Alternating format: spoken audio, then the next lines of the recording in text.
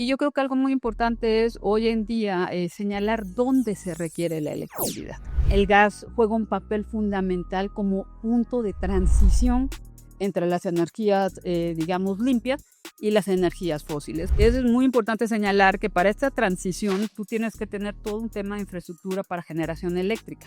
Hablando de un tema importante porque es el tema que nos aqueja a todos los ciudadanos.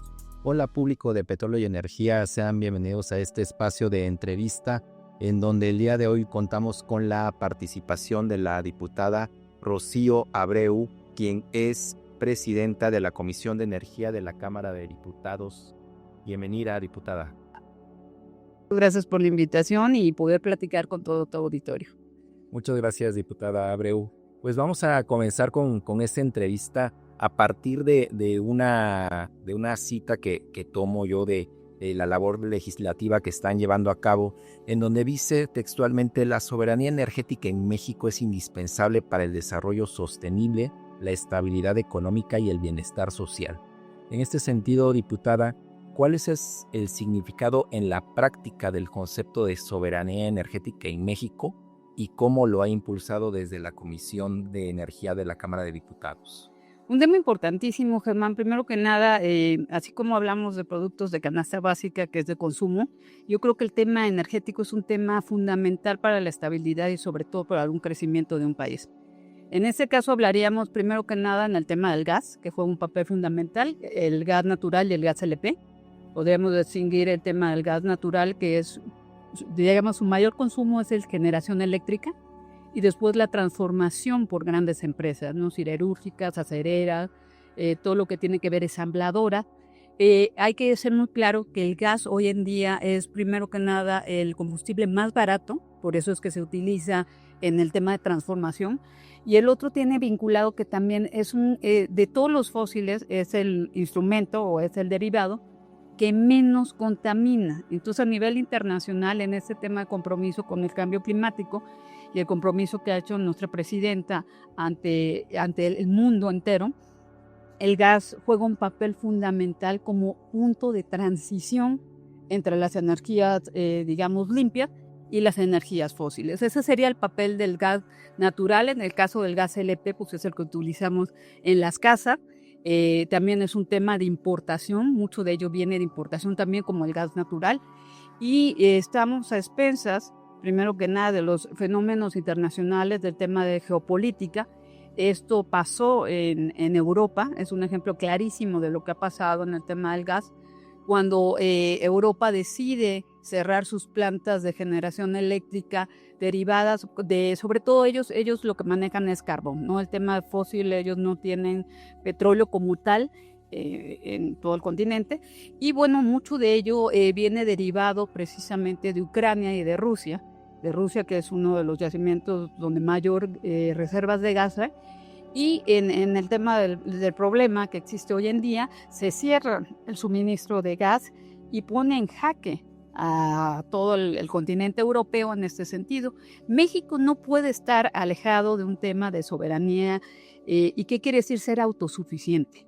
Generar nosotros mismos el aprovechamiento de nuestras riquezas y sobre todo lo más importante, hoy en día las reservas fuertes en materia petrolera ya no están en crudo, que platicábamos hace rato, sino están en gas. Y eso nos obliga a tomar nuevos planteamientos, nuevas actualizaciones en este sentido. Para lo cual la presidenta mandó 11 leyes al Congreso, de las cuales son 8 leyes nuevas y 3 leyes que hubieron de modificaciones de ya existentes. Una de ellas tiene que ver sobre los impuestos que se graban en materia energética. Y bueno, para mí es un acierto. Yo soy de Ciudad del Carmen, Campeche, y siempre me preguntaba desde niña por qué se quemaba el gas, por qué se venteaba el gas, por qué veíamos toda la cuestión en la sonda de Campeche de los quemadores de gas. Y me decían y me explicaban el fenómeno que pues un barril de petróleo ha rebasado los $100. En ese momento el impuesto iba arriba del 56%, más los indirectos. Entonces podemos decir que de un barril de petróleo arriba de los 100, pues te quedaban 20 y tantos dólares por barril. Y el precio del gas, pues tú sabes que ha oscilado entre 86 centavos. Si le metes todos los impuestos, pues te acabarías teniendo 12 centavos por el tema de la molécula de gas. Entonces, supuestamente no tenía el valor que tenía. Entonces, dice, pues si tengo este dinero, invierto acá o invierto acá. Lamentablemente, en el tema, digamos, de proyección nacional, como fue cuando el yacimiento Cantarell, tú sabes que tuvimos además producciones arriba de 3 millones. Tuvimos además el precio, fue un precio altísimo el que tuvimos, que rebasó la frontera, la barrera de los $100. Y era el momento de invertir en infraestructura, era el momento de invertir en mayor reservas de los 3 tipos. Y desgraciadamente nunca vimos eso, el dinero se fue, se malgastó en otros temas, se le dio otra vocación, desfondaron a Petróleos Mexicanos.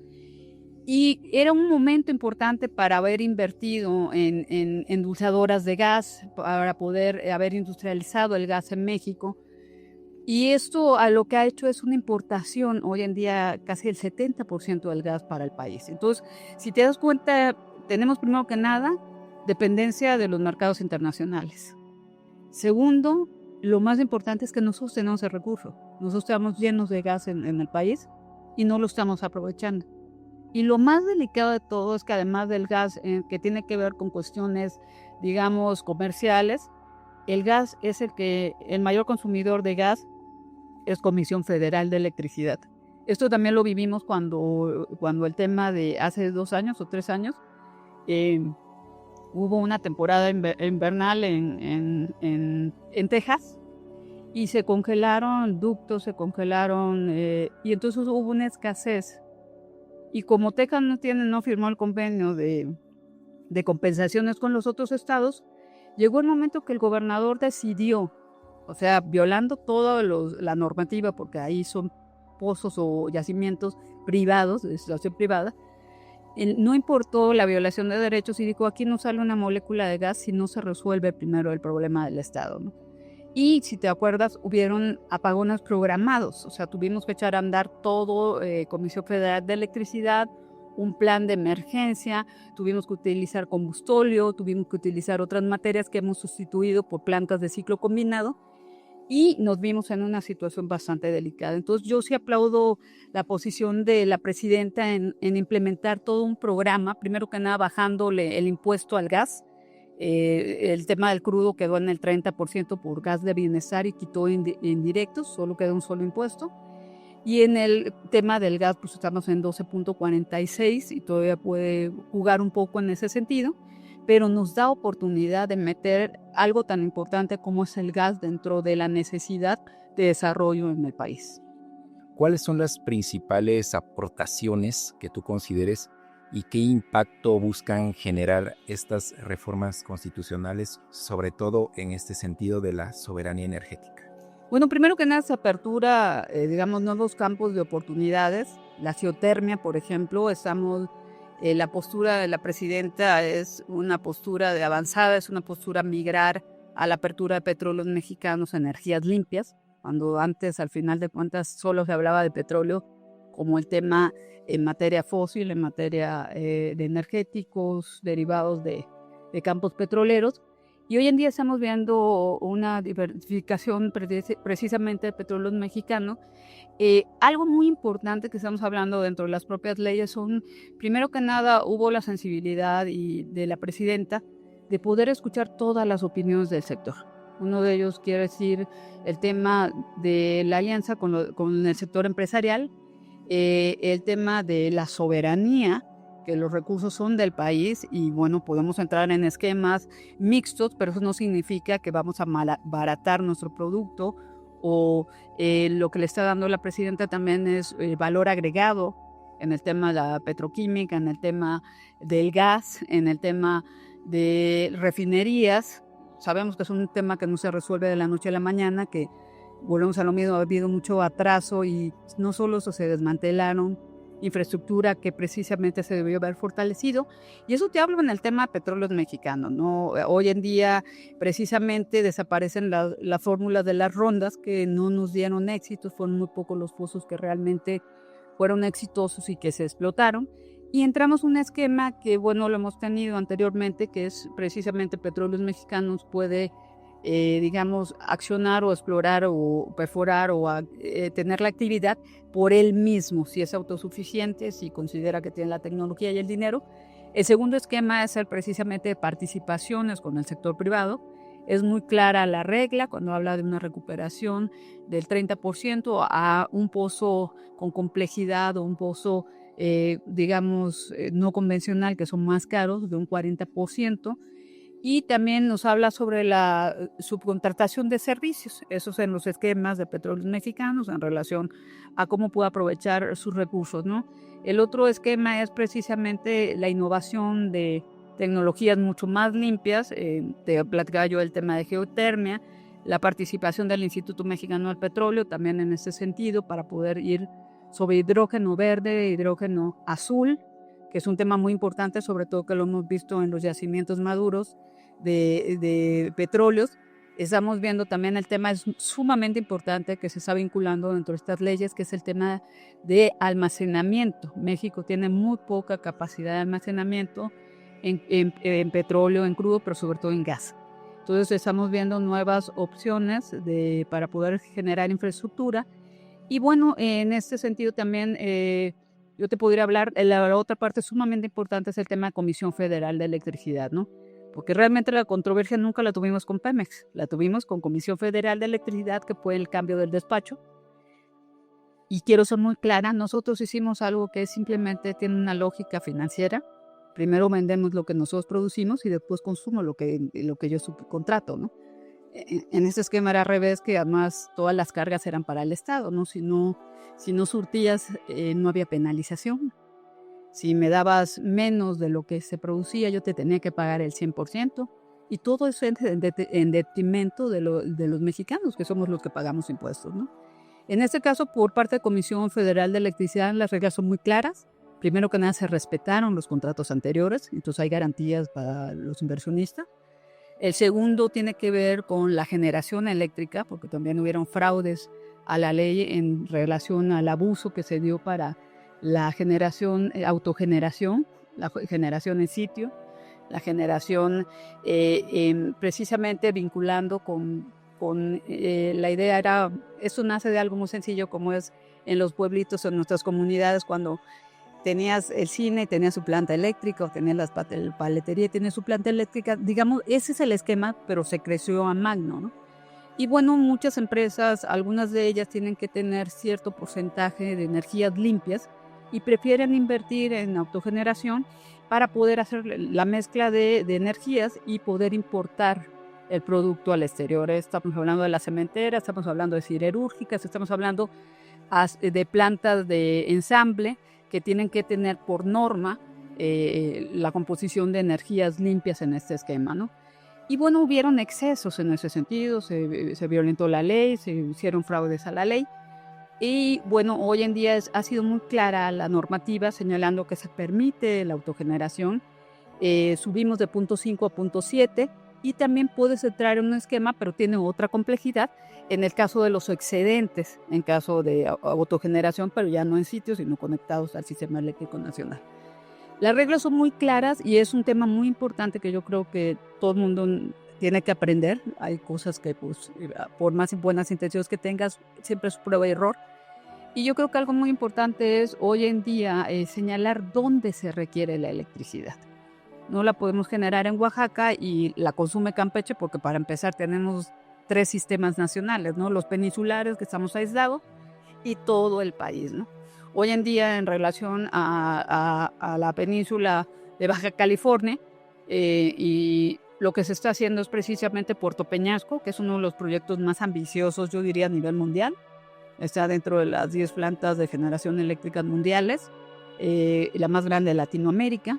Y esa va a abastecer Sonora y todo lo que es la frontera en relación a Baja California, ¿no? Ahorita la presidenta acaba de hacer apertura sobre nuevas plantas de generación eléctrica.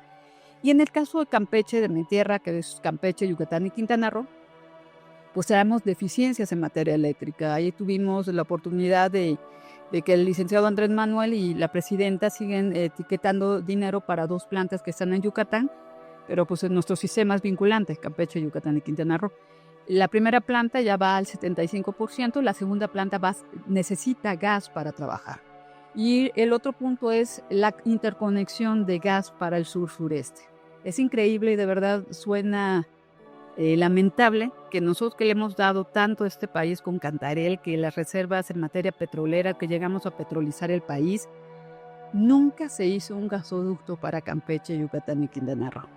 Entonces nosotros todavía en el proyecto anterior, en el tema de ¿cómo se llama? Puerta Sureste, el gasoducto llegó hasta Dos Bocas.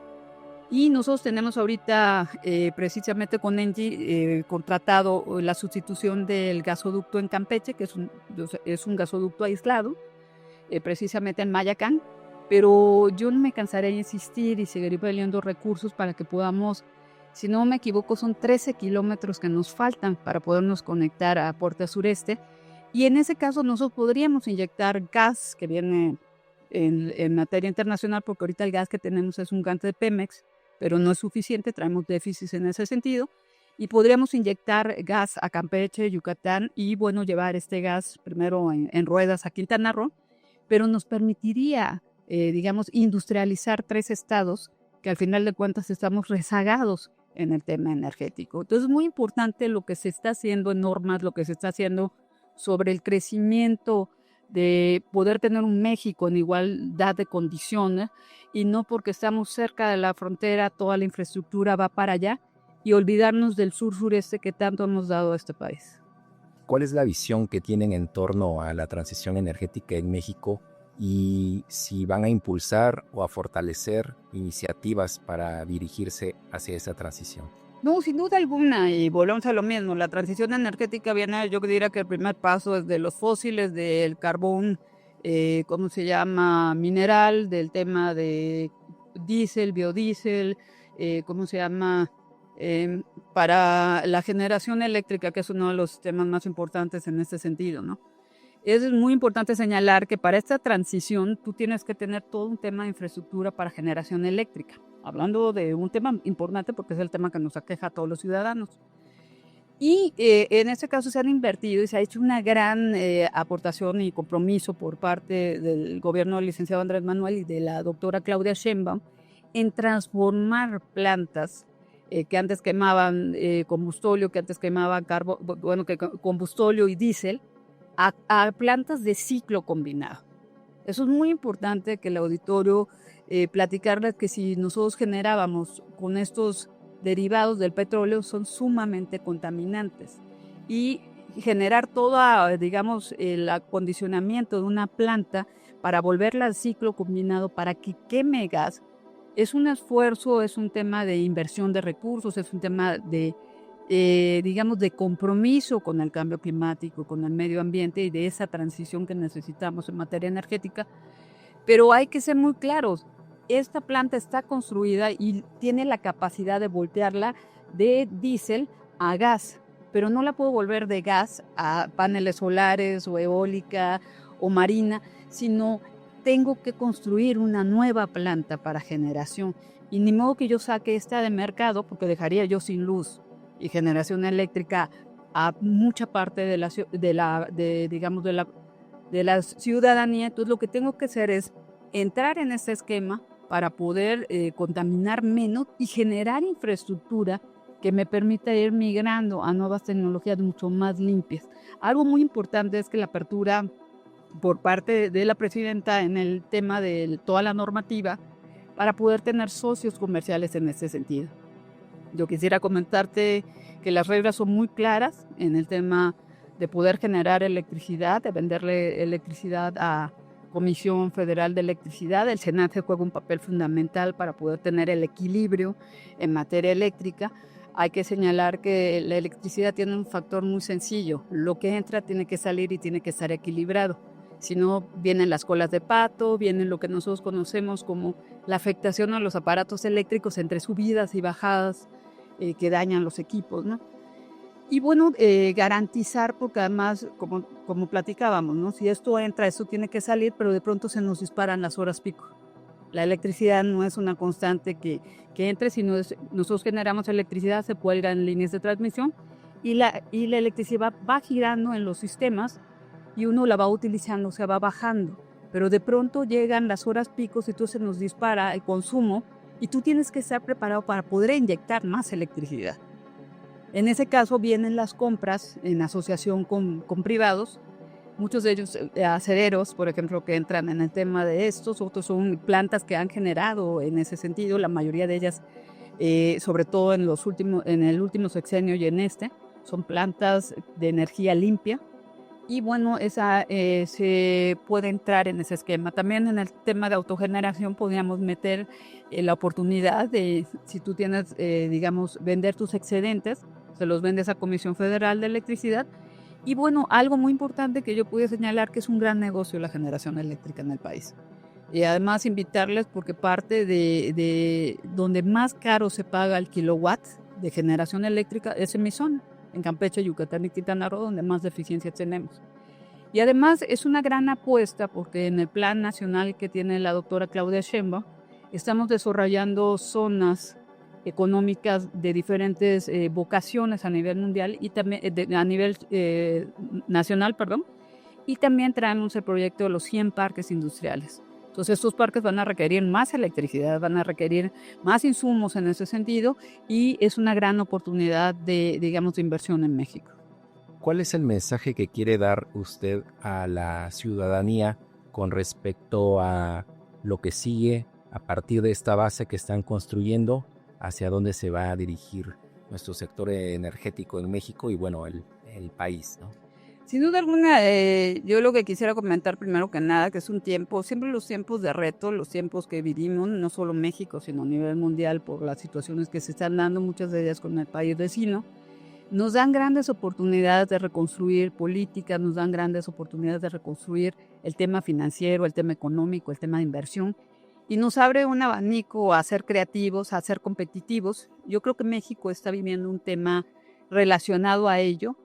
Se abren grandes oportunidades, como te digo, el tema de generación eléctrica sobre todo tenemos que ser muy claros que independientemente que se invirtió, se dejó de invertir mucho dinero en lo que debería haber sido Petróleos Mexicanos, lo que debería haber sido Comisión Federal de Electricidad, y bueno, ya no hablamos, pero el tema de Senagas, el tema de ductos a nivel nacional, se dejó de invertir, tenemos un atraso más o menos de 50 años que se dejaron de invertir realmente en ese sentido. Y hoy en día estamos viendo, digamos, a marchas forzadas todo el tema de sustitución de tendido de líneas de transmisión, actualizaciones de equipo, nuevas plantas de generación eléctrica, nuevas normas para el tema de perforación de pozos, extracción. Venimos con un esquema muy abierto y en negociaciones para nuevos yacimientos con el sector privado, con Petróleos Mexicanos. Es muy importante el papel que juega el contenido nacional. Yo veo un acierto de nuestra presidenta en señalar que los mexicanos debemos consumir también, o sea, en gran medida lo que México produce, lo que México se vende, porque ese dinero se queda aquí. A nosotros nos interesa que tengamos una economía fuerte y que el dinero no se vaya a otro país, sino que se quede en México, que pague empleos mejor pagados, que ese dinero se revierta para ir al súper, para comprar una casa, para comprar un coche, para gastar, porque eso se vuelve un ciclo económico que nos ayuda, ¿no? Entonces, estamos fortaleciendo las políticas en relación a consumo interno bruto, y esto no es ajeno al sector, el sector en materia energética, ¿no?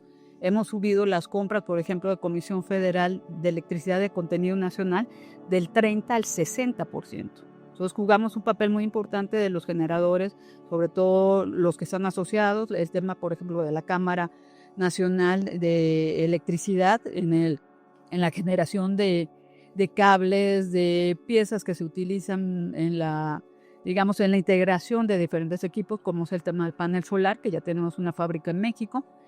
Y bueno, en el tema de Petróleos Mexicanos también consumir productos nacionales, que primero que nada es tecnología, como el Instituto Mexicano del Petróleo, productos que generamos en México, como es el tema de los servicios de alimentos, como el servicio de hoteles, como el servicio de hoteles, como el servicio de tecnología o mano de obra en relación a trabajos en plataforma. Entonces, sí estamos viviendo una gran oportunidad de reconstruirnos. Además, nos da mucho gusto, pues sin duda alguna, y se ve pues tenemos una especialista en la materia, la doctora Claudia Sheinbaum, precisamente parte de su expertise es precisamente en el tema de energéticos, ¿no? Entonces, eso nos da la garantía hacia dónde vamos, ¿no? Y bueno, seguir apostando al país, ¿no? Estamos pasando una situación no fácil en el tema de petróleos mexicano, pero también hay un compromiso del sector privado, que ha sido una empresa que ha dado riqueza infinita. Entonces yo creo que lo más importante es caminar de la mano en el fortalecimiento de las políticas hoy que tenemos, precisamente para fortalecer a las instituciones mexicanas. Gracias, diputada. Ella fue la diputada Rocío Abreu, presidenta de la Comisión de Energía de la Cámara de Diputados. Le agradecemos mucho su participación este día con Petróleo y Energía. Nos despedimos de este espacio. Mi nombre es Germán Sánchez, director editorial de Petróleo y Energía. Nos vemos muy pronto.